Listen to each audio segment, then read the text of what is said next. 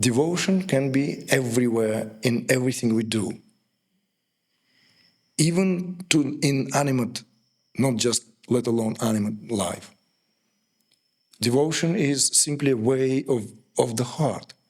And when the heart is swelled and let alone steeped in this, then everything we do is becoming one way or another an act of devotion.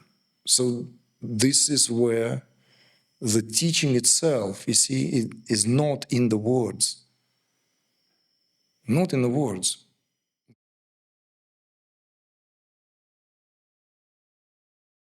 Jai Gurudev. Jai Gurudev. So my question is, how can I fall in love with Kashmir Shaivism? I'm obviously in this room for a reason, so my soul has a resonance with this path, but I just feel like there's this bhav that's missing for me. And what's missing again? Like a bhav or a mood. Okay. So now I feel more pacified, but yesterday I was really losing it because I was really feeling like I don't care about Gokari. Like I can die without knowing about Gokari, but I can't die without knowing God's love. And God's love is really, I feel, all that matters to me.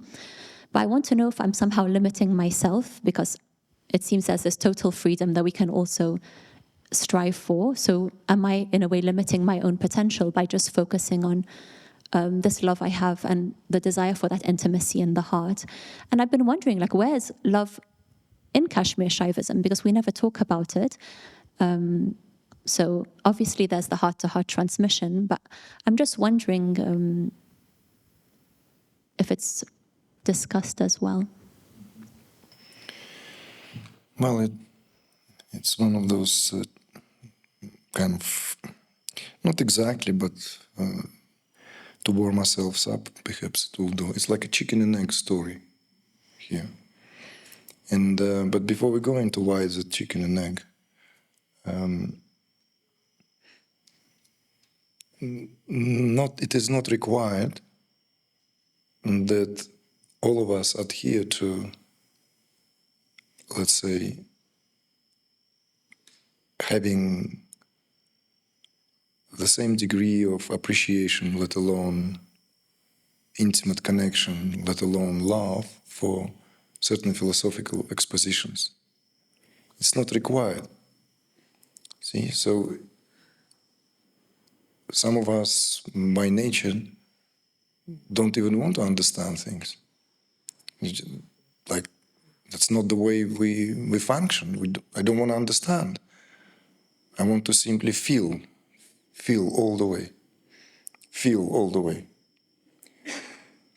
And we can find this, there were even movements, historically movements, like in India there was a movement, a Bhakta movement, with a particular figure, Ramanujan, who is associated with that.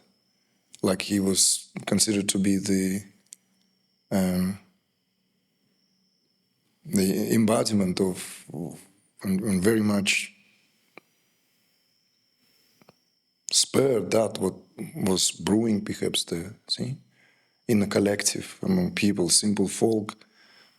Like yesterday, Alexander brought the Jesus and the greatest story, which my iteration of the greatest story ever told. And, if we are to surmise really, and say in a nutshell, what was the teachings of Christ? What was the teachings of Christ? It's a teaching of love. Really, it's the teaching of love. Maybe even, not maybe, but the teaching of the ultimate love. It's the teaching of the ultimate love. So I could hear and understand Alexander's certain sense of kind of maybe sense of like unease, like all the time we mention these names outside of, let's say, Oikiman of this culture. Like Ramana Maharshi. I will still give that example and I will make a conscious decision to look for other analogies. Let's say if we compare the teachings of Ramana Maharshi and the teaching of Jesus Christ, that most laconic answer that Ramana Maharshi has given, which became a canonical, and it's very well known. Even people who haven't really been in the circles of Neo-Advaita, they came across that. When asked what to do about others, Bhagavan, he simply replied, there are no others. And in Christ, we have something else. In Christ, he says, love thy neighbor. Right? So, you see, these two responses, there are no others, and love thy neighbor. You can sit on this. Do they overlap? Are these different answers? Is there a shared territory? Which one? Which one speaks more to the truth? You see? One answer we could say is the answer of the ultimate cutting through it all. Real, that answer of the true Jnani. This is like, there are no others. Find out, investigate. Are there others at all? What is this experience made of? And the process begins. So, in Kashmir Shaivism, a crashed course to the seeing and seen shows that we never see anything other than ourselves. Never. It's simply impossible. By virtue of the way we are wired, the way experience takes place, perception takes place, that's the shortcut. There are no others. Everything is experienced in terms of one's own self, nothing else. It's a kind of like a wake-up call, it's a cold shower, it's smell the coffee, that's the reality of the situation. It's like we can go about life, hopes in various kind of... But this is an arrestingly direct pointer to the ultimate nature of how things are, to the ultimate status of how things are. It may not set us free. In fact, it may create a burden in a way. Oh my God, there are no others. So all my likes and dislikes, preferences, and the whole world, it either has to collapse or I have to fit into that understanding. It's a stretch now. Do you see this? I can certainly see that in myself. When I came across that, it gave me quite a bit of a Shiva Mitimbas kind of for a while. How is it that there is no others? How can I say that everything is loved? Forget about love, we're not even talking about love yet. How can I say that everything is perceived in the same way? Everyone is perceived in the same way. It goes against the grain of every step, every experience. It totally tells me otherwise. Let's leave this for a moment. Love thy neighbor. It's a command. It's on par with the command. I don't know if the exclamation marks were invented only in somewhere, 18th century in a grammar, right? Am I correct? The linguist here? Exclamation mark did not exist. I think even later, in the 19th century. It's a more latest invention. There's no exclamation mark. There's no exclamation mark in Arabic, no? Shramt Arabi, there's no exclamation mark. No? There's no in Persian, no in Farsi. There's no in Chinese, I've been told by a Chinese friend. No in Japanese. There's no exclamation mark in Sanskrit either.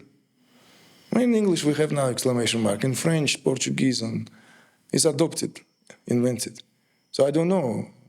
Is there exclamation mark in love thy neighbor? Love thy neighbor.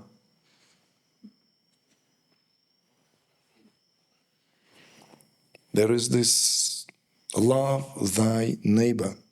It's not just tolerate thy neighbor or there is no neighbor.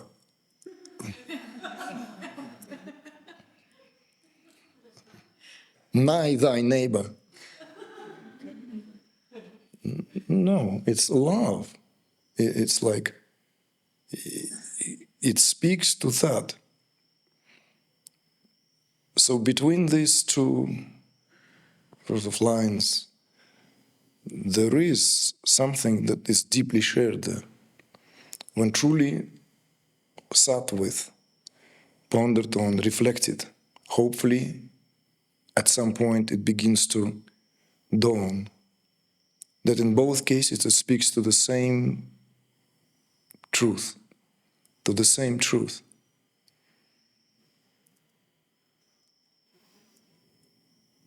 The word love itself is so used in modern culture that almost we want to go on fasting. Like, zip it. Almost, I don't want to say this word. Or if I say that, I want to make sure that every fiber of my being vibrates with saying that word. I don't want to say it casually. Hi, yeah, bye, darling, love you. Boom. Well, not boom, this betrays that, like, messages, no.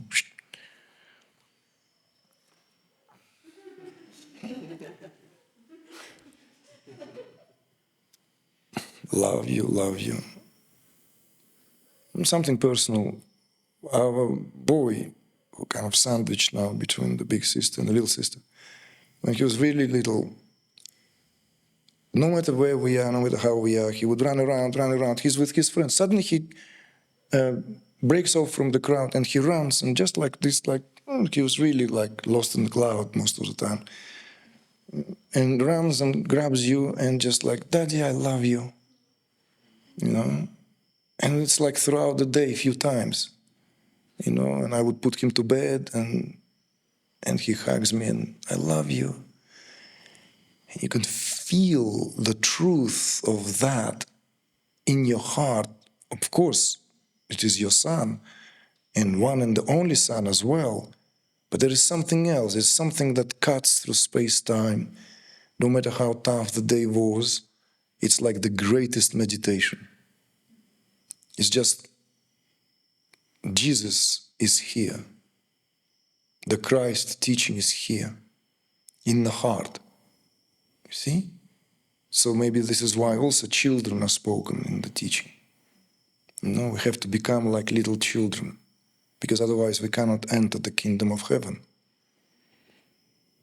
Because it requires to be simple.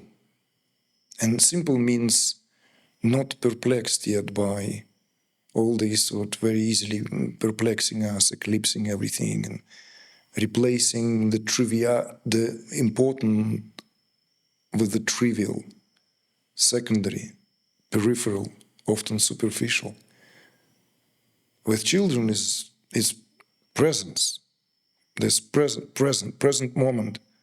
I wanna pee or caca right now. Not like, can we wait till right now? Just, I wanna eat right now. Okay, I love you right now. See? There's no discrimination between all this. All is sacred. And because it's fully present. There is different, perhaps, angle taken at love thy neighbor.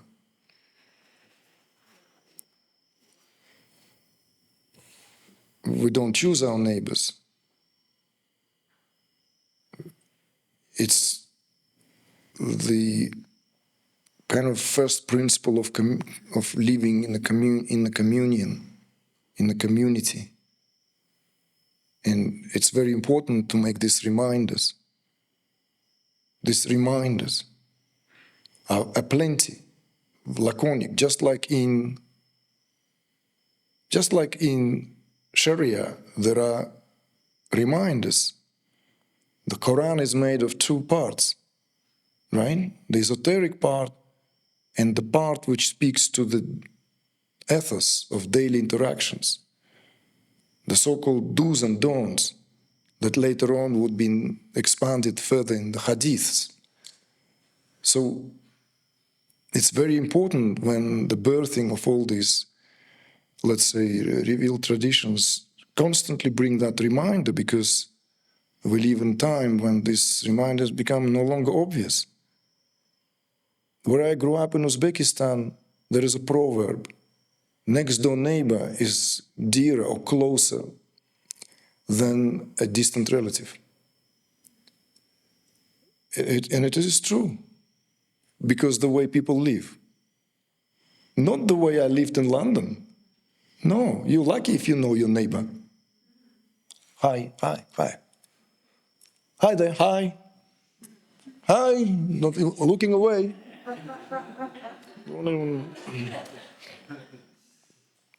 You know, not always like that. And sometimes I knock on the door and like cakes. Are you kidding me? Is it what? What is it? Round for threats. Yeah, sometimes it's like that, you know. Sorry, sir, we thought you might like this baklava here. Nobody asks you, and let's clarify this. What I share in Kashmir Shaivism is simply I didn't have the time because of my life and the commitments and everything and the sheer pace of it to maybe take this, sit down and dress it down and kind of like maybe replace Sanskrit terms into equivalents in English and make it more palatable, but whilst at the same time keeping the essence. Maybe this is what needs to be done. At the same time, it's a dilemma because then you kind of running in danger of sterilizing it, removing certain terms. See?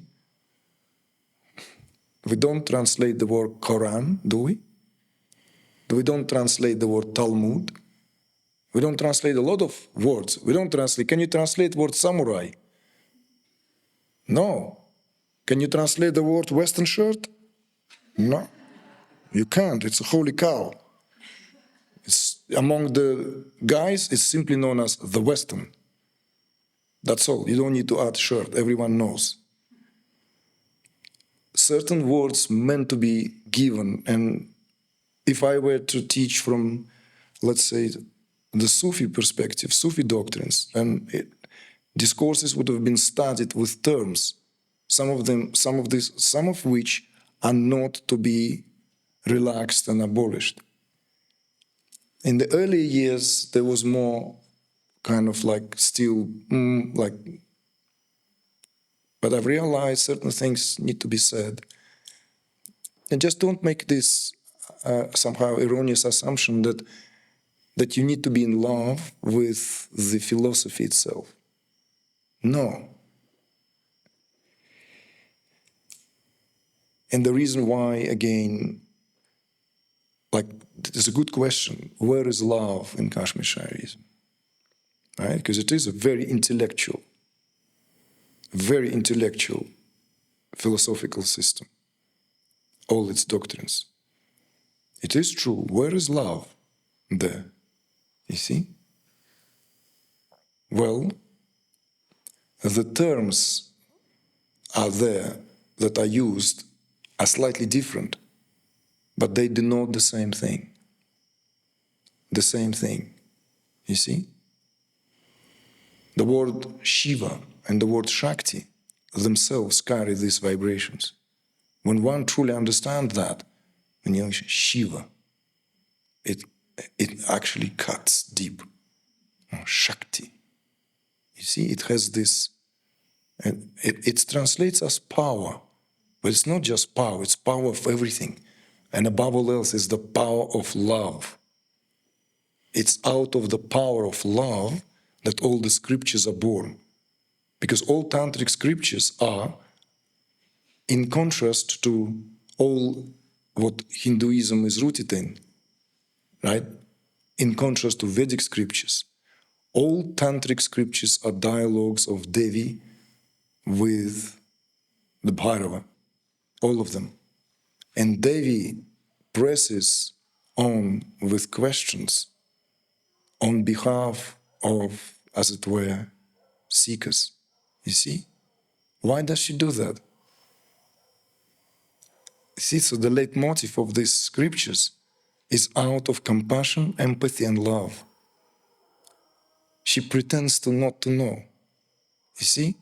She pretends. Shiva is only like he's swooned with love. They just took a little break just for a cup of tea or coffee or whatever they drink there, And she seizes the moment before Shiva wants to unite again. Hang on, beloved, tell me this. Do we have to? Please. What about this? And of course, Shiva reluctantly begins to reveal all the secret doctrines.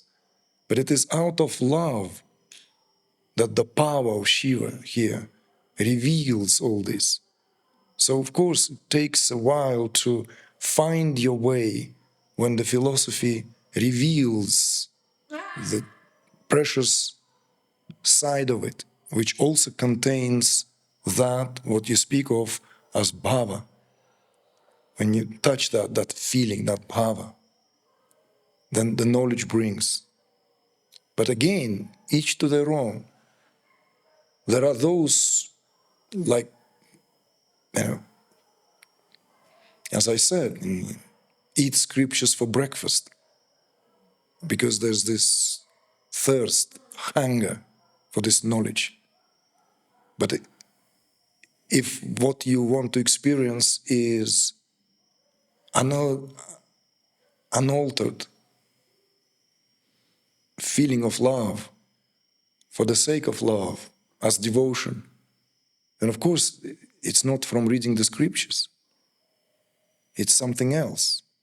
You need to find your way. It's through an act of offering, through an act of,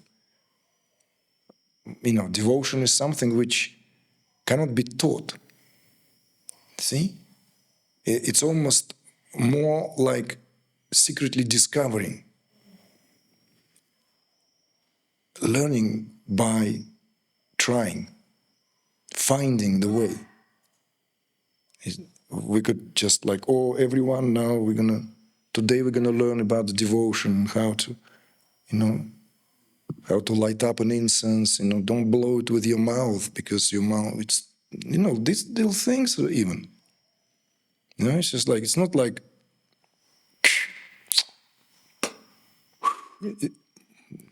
it's also nice as well. This could be an act of offering, seldom seen, like someone who has this kind of phallic object in their mouth, and like, you need to really, really, but you light up an incense, precious incense particularly, and you want to offer it. It's not just lighting it up and, you blow it by wafting in the air, or by, you never by like that. Just like you never blow the candle like that. See? It's like there's this flame. So I don't know what I'm on about now, but to me, I can't teach devotion. So maybe another teacher is the better. Because to me, everything, forgive me, everything I do, I'm going to be ridiculous now, I'm sorry. I'm going to be ridiculous. I fold my jeans, now I mean it now. Don't you dare laugh, because I'm being damn honest. I fold my favorite jeans, how they meant to be folded, because the jeans meant to be folded lovingly. No, lovingly, it's addition. And I feel, I don't know, there's something I feel about it. And the way I put them, and the way I put my t-shirt, and the way I'm warm up the water. I can't teach that. But that is, if you spend around, if you have, stick around, you will see that, like why didn't they put me just a glass, a mug from Starbucks or something?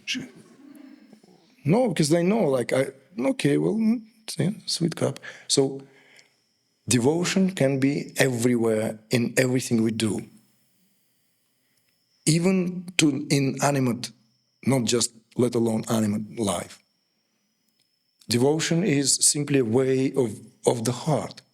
And when the heart is swelled and let alone steeped in this, then everything we do is becoming one way or another an act of devotion. So this is where the teaching itself, you see, is not in the words. not in the words. There are some Sangha members, team members even now, who don't understand what I'm talking about. They can't hear me because they go into trance. They go into sleep. It's a spiritual sleep. Not because they're bored, because words cut through and go straight into the heart. And in the heart, there's no mind. So they don't need, it's like like a lullaby. The baby doesn't know the words of the lullaby, you know? Спят усталые игрушки, книжки спят, одеяло и подушки ждут ребят. Yeah? You sing this, you know, lullaby to kid, you know? Or the other one is like, баю, баюшки, баю, не ложись на краю, а то серенький волчок и укусит за бочок. It's a very old Russian lullaby. You know the meaning? Баю, баюшки, баю, it's obviously just like, you know, doesn't mean anything, it's just, you know, don't lie down too close to the edge of the bed because the gray wolf, he comes and bites you to the side.